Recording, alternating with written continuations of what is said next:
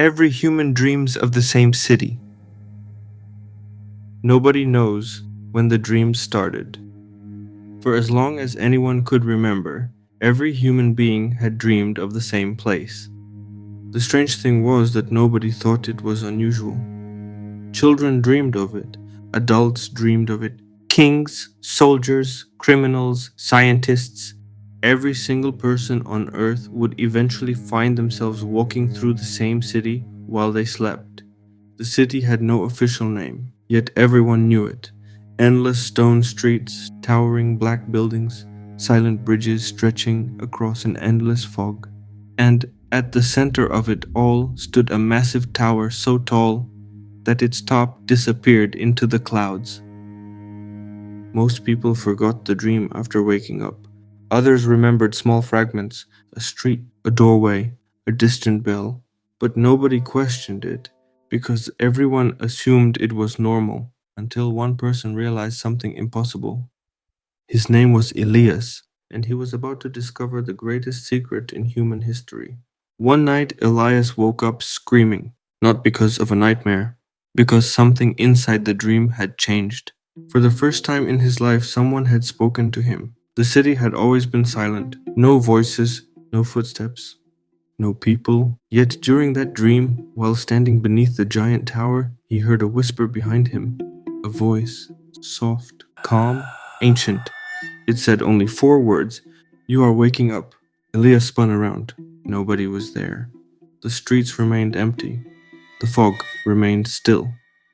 But before he woke up, he noticed something else. A door. A black iron door. He had never seen it before. And carved into the metal were strange symbols.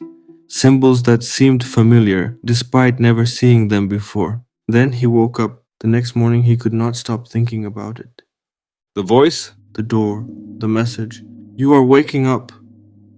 For weeks he tried convincing himself it meant nothing. Just another dream, just imagination. But then the impossible happened. While walking through the city where he lived, he saw the symbols again. The exact same symbols, carved into the wall of an abandoned building. His blood ran cold. They were identical. Every line, every mark, every detail. How could a symbol from a dream exist in the real world? Elias photographed it immediately. That night he searched the internet, forums, archives, academic databases, anything. What he found terrified him. Thousands of people had reported seeing the same symbols. Not only that, many claimed to have seen the same black door, the same tower, the same streets, the same city. For the first time in history, Elias discovered a hidden community of people asking a forbidden question. What if the city was real? The deeper he searched, the stranger things became. A woman in Japan had drawn the tower years before. A man in Brazil had mapped entire districts of the city. A professor in Germany claimed the streets never changed. Every dreamer described the exact same locations, the exact same layout, the exact same architecture. The odds were impossible. Millions of people, one city, one design, one dream. Then Elias found a file that should not have existed. Its title was simple: Project Somnia. The document was heavily corrupted. Most pages were unreadable. But one sentence remained intact, a sentence that would change everything. The city is not a dream. The city is waiting.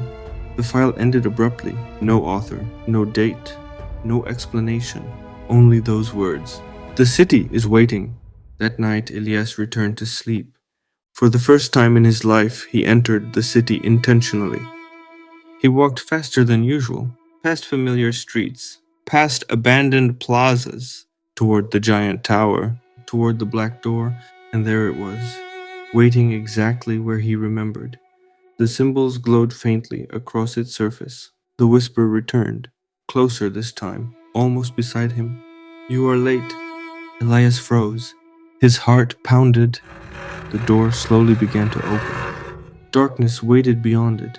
Not blackness, not emptiness, something deeper, something that felt alive. And then he heard movement, footsteps, coming from the other side. For the first time ever, someone else was inside the city. A figure emerged from the darkness, tall, thin, human, almost. Its face was hidden beneath the hood, yet Elias could feel it staring directly at him. The figure spoke. "You shouldn't be awake yet." Before Elias could respond, the city trembled.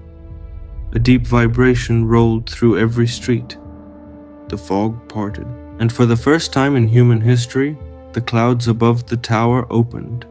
Everyone believed the city existed beneath a night sky. Everyone was wrong. There was no sky. There were walls, enormous walls, stretching infinitely in every direction. The entire city was trapped inside a colossal structure. A structure so large it made continents seem insignificant. Elias stared upward in horror. The city wasn't a city, it was a prison. And something inside it had just realized humanity was becoming aware. The hooded figure looked toward the tower. For the first time, fear entered its voice. "They know you're remembering."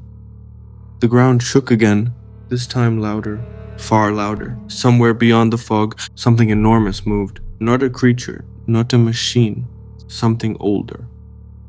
The sound echoed through every street. One massive step, then another, then another. Approaching, the hooded figure stepped backward toward the darkness beyond the door. Before disappearing, it delivered a final warning. When the tower opens, humanity will remember why the city was buried. Then it vanished. Elias woke up instantly, gasping, sweating, terrified. But the nightmare wasn't over, because sitting on his bedroom desk was a piece of paper. A piece of paper that had not been there before. On it were the same symbols from the door. And beneath them was a message, written in his own handwriting. A message he had never written. "Welcome back to the city you forgot."